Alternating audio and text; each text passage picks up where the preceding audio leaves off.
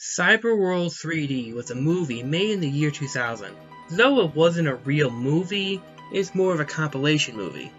I actually managed to see it, and I wanted to watch it again because I remember really liking it and try to find it on the internet, which is hard because I didn't know the name of it, and I just discovered that it's considered to be lost media. Mostly. So in this video, I think it's good to take a look back to my experience of watching this movie, and take a look at some of the shorts that did appear. Now, this is a very hard take since I watched it when I was 10, and I think it's like 2 decades ago. And not to mention my experience of the movie was pretty, well, I'll get to that soon. I saw the movie on a field trip, oddly enough, and it was pretty gimmicky. It was made for Imax theaters, which would have a screen that would be bigger than usual. It was all shown in 3D, and from what I remember, it was pretty good 3D. Back then, 3D actually meant something. Modern 3D doesn't do much for me. I could barely notice any difference.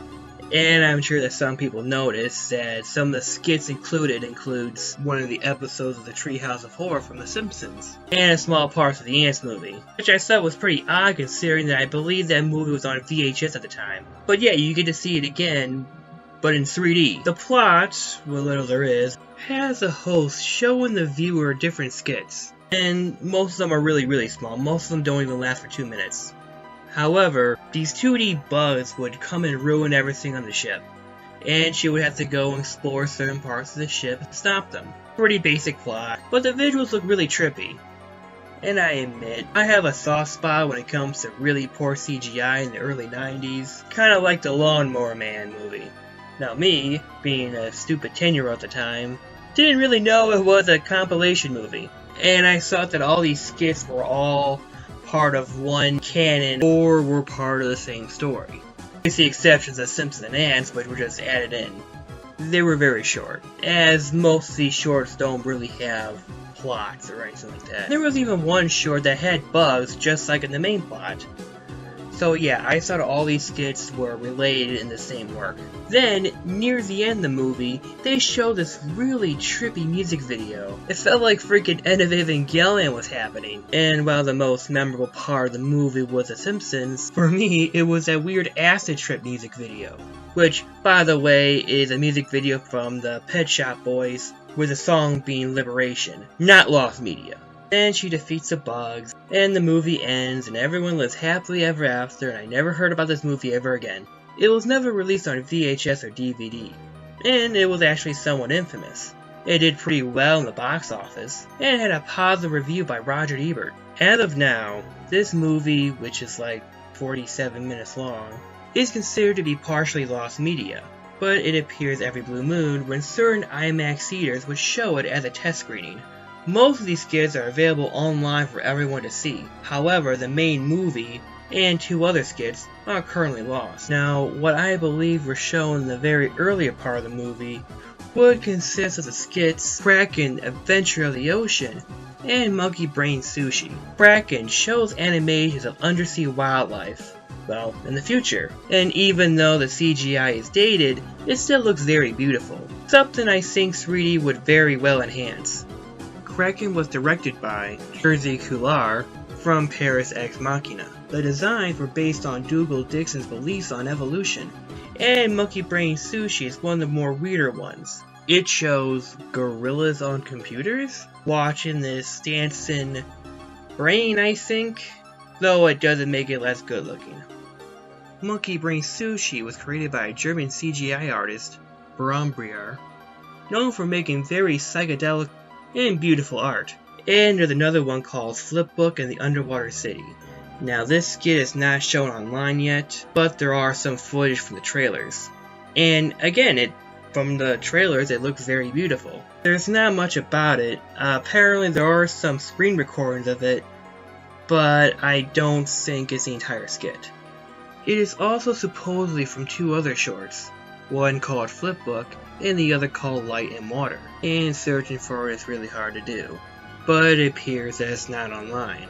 It is also described to be very short and plotless. It was done by Satoshi Hidehara, who previously worked in the animation department for Dot Hack Sign in Wolf's Rain. And another one, Joe Fly, is that one skit I mentioned that's focused on bugs. Which is why I confused it to be part of the main story. But no, it's a separate work. It's a nice looking animation with some funny faces. Joe Fly was made by Peter Span of Spans & Partner, and there are more small animations from their official site.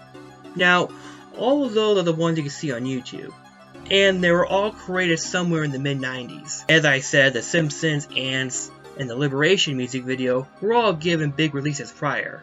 The Simpsons skit, known as Homer 3, was a part of the Treehouse of Horror episodes. And it was directed by Tim Johnson, who also did the Ants movie. And for the Ants movie, they only show the dance scene at the beginning. I'm guessing because there was a lot more going on? I have no clue. I don't really know why they choose that one specifically. And according to the plot summary, the movie does try to put in the wormhole from the Simpsons skit. Though I don't know if that was before or after the Liberation music video. Speaking of which, while the most memorable part of the movie was the Homer 3 skit, the one that stood out for me was the Liberation video. And turns out it's been around for years and I just never heard of it. Turns out this End of Evangelion song was blaring all over MTV, and I just never knew about it. Now, I do find it a bit amusing that I saw this was canon within the movie, but it's not. Like, did the bugs destroy the city? I mean, come on. Now, unfortunately, the movie itself is currently unavailable. There are a few trails of behind-the-scenes footage about it, but that's all that's really there. And there was another skit that seems to be lost too called Tonight's Performance, which was specifically made for this movie. Now, unfortunately, I can't really verify a lot on what it might look like. Like I said, it's been a long time. I barely remember what happened. But according to a review from Animation World Network, it was described to have a character flying through a fantastical circus. But because this was made for the movie, and the movie didn't release, it really couldn't be shown online. The site is still up for the most part, and you can still look at some of the information on the skits, though most of the other links are dead. And there are many different companies involved. There was DreamWorks, Fox, Sony, being involved in the Monkey Brain skit. So, is this why this didn't get released? Maybe. I mean, it's not like it was a bomb or anything like that. Some movie theaters still have it.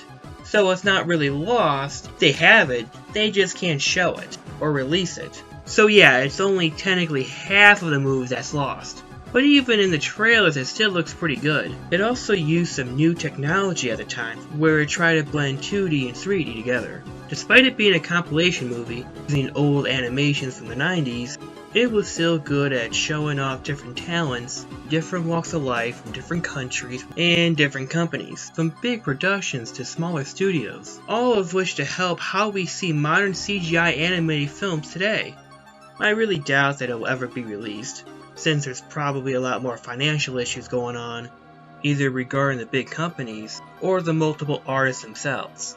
I want to say there's probably a way to release the main movie, without the skits, but the CGI is way too dated, and I don't think there's a big demand for it, unfortunately. So that was my experience with the movie, even though my interpretation was pretty wrong. So hopefully I helped pique some interest to anyone curious about this movie. I also did another video on a lost media property too, if you're interested. Hope to see you soon.